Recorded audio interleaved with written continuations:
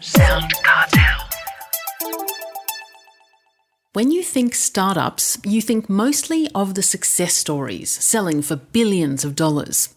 We don't see their previous failures, the blood, sweat and tears, and the mistakes along the journey.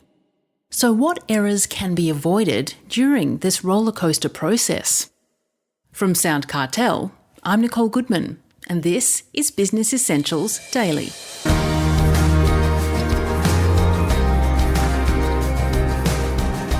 Starting a business is no easy feat. Starting multiple businesses, well, that's just madness, or colloquially known as entrepreneurship. There's not a lot of money to be made, upfront at least, but lots to be spent. You mustn't be particularly fond of sleep, and you've got to hustle. The need to create, innovate and build is instinctive, but won't always equate to success. In fact, the failure rate of startups is staggeringly high. Shelton has proven to be a successful entrepreneur. With a strong creative streak, she was doing kids' parties from a young age, chomping at the bit to turn 16 and start earning real money at a local coffee shop. She's built many businesses since, in London and Australia. One in particular is called Dream and Do, a creative agency helping startups, business visionaries and entrepreneurs develop their brand communications. Be it through her own experiences or those of her clients, Tara understands the pitfalls that can trap an unsuspecting founder. She refers to them as the 7 deadly sins that entrepreneurs keep making but need to avoid.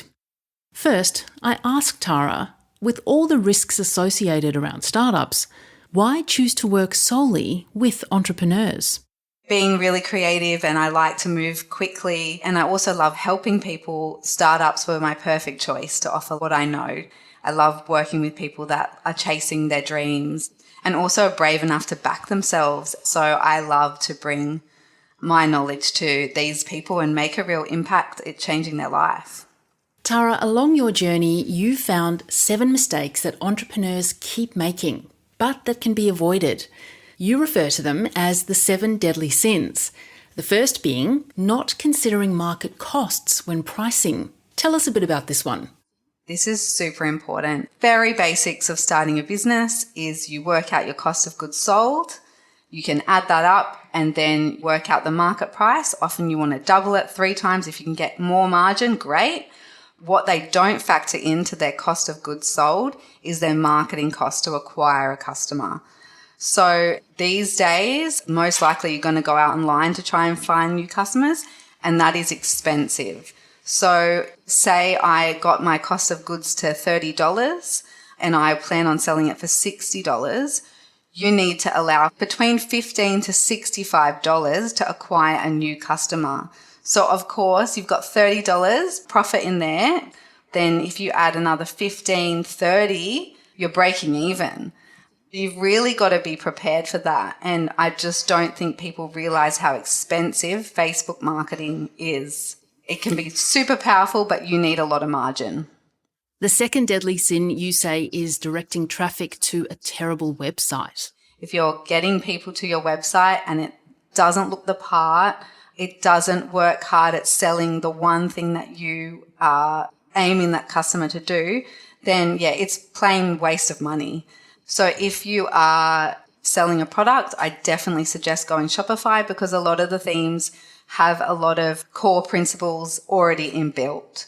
So checkout process, product pages. So just don't overthink things there and just go with a template.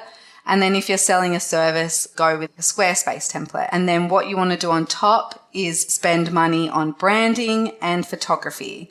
And then also a writer if you're not talented at that. So just getting that communication really clear, really concise, and then, yeah, looking the part and wowing people with your imagery. So what's the third deadly sin, Tara? The third deadly sin is setting and forgetting. So if you think you are just going to design this product, put it out there, and then work really hard at marketing it, you're wrong. You always need to keep reinventing your product. So there's a thing called an MVP, which is a minimum viable product. That's your first iteration of a product. But Equally, on the same timeline as you're marketing that product, you're listening to customer feedback and you're changing it all the time. So you're designing a product, making it and sell it, and redesigning a product, making it and sell it, and redesigning and making it and sell it. So it's a constant cycle. Now, fourth, you warn against an over-reliance on social media for inspiration. Why? And where else should people be going to get inspiration? Yeah. So it's so easy to be inspired these days by Instagram. In fact, it can be so overwhelming at how inspiring it is. And then not to mention Pinterest.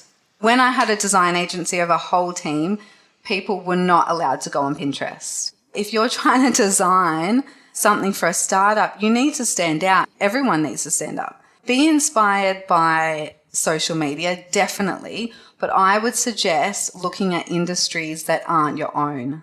So, for example, if you're selling, let's just say, plants, what I often do is I'll go into a newsagent and I'll buy magazines, but I won't buy gardening magazines. I'll buy fashion magazines, I'll buy travel magazines, I'll buy architecture magazines, I'll buy science. And then I look at how they're marketing or what they're talking about, and then I cross-pollinate ideas.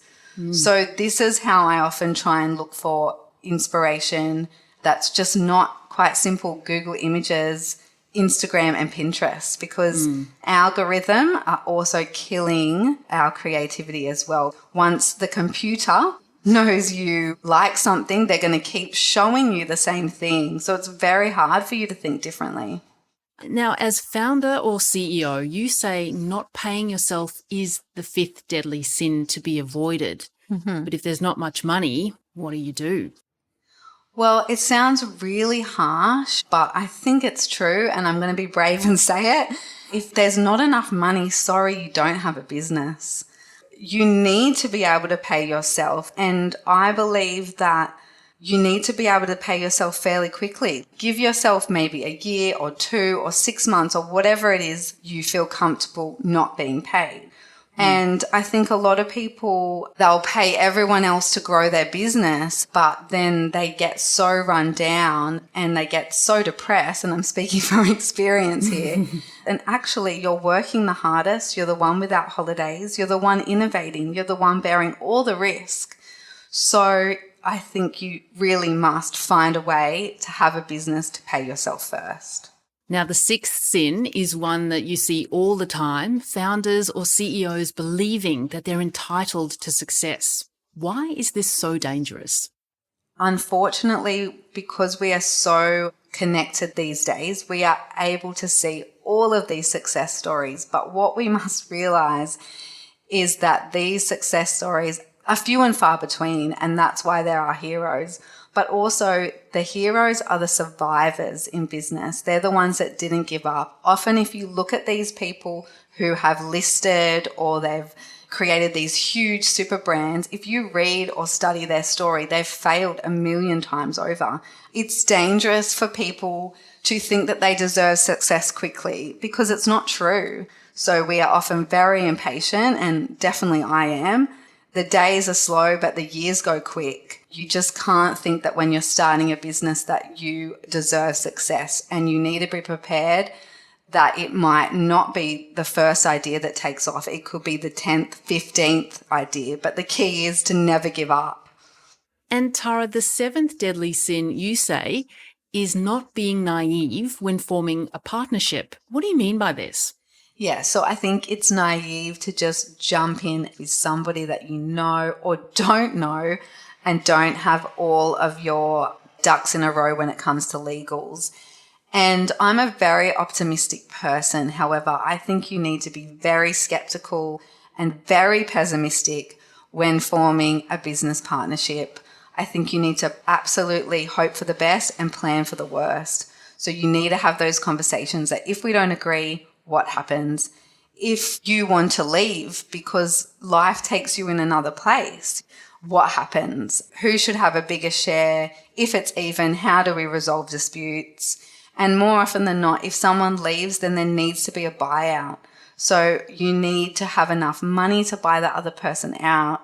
And often what will happen is that it's just at this standstill, and then the business flatlines. So I've seen so many businesses fail from partnerships. They were just too optimistic in the beginning. Also, just make sure your values are aligned. What are you prepared to say no to? What are you prepared to say yes to? You can talk about these things and you can butter each other up and you can say, yeah, mate, I've got your back, but you need to have it in writing. You'll need that document more than ever to protect you. And finally, Tara, you actually have an 8th deadly sin for good measure. What is it?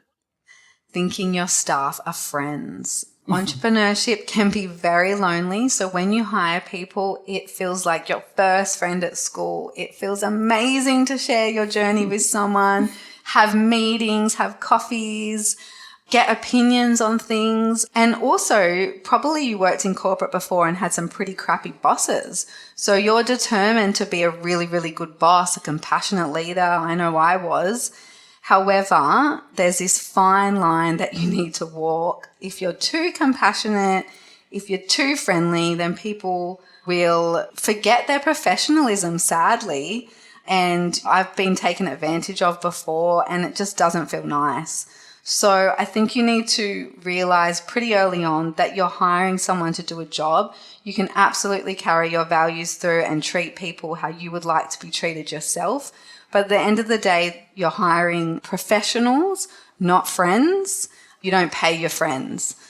One quote that I say over and over and over is the hard conversations and the hard decisions that define a leader. So often you will get on with someone in your business, they'll be your right-hand man or woman, and then they'll stuff up. Now you need to be brave to have that hard conversation with them. Someone that you love and adore, you need to give them the hard word, and that is what will define you as a leader. So keep the people drama for Netflix and out of your business. That was Dream and Do creative director and founder, Tara Shelton.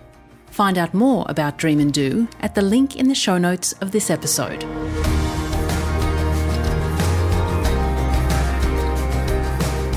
This episode of Business Essentials Daily is produced by the team at SoundCartel. Thanks for listening. I'm Nicole Goodman. We'll bring you more Be Daily tomorrow. Follow at BE Daily Podcast across social media and head to bedaily.com.au for more from the Business Essentials Daily podcast. SoundCartel.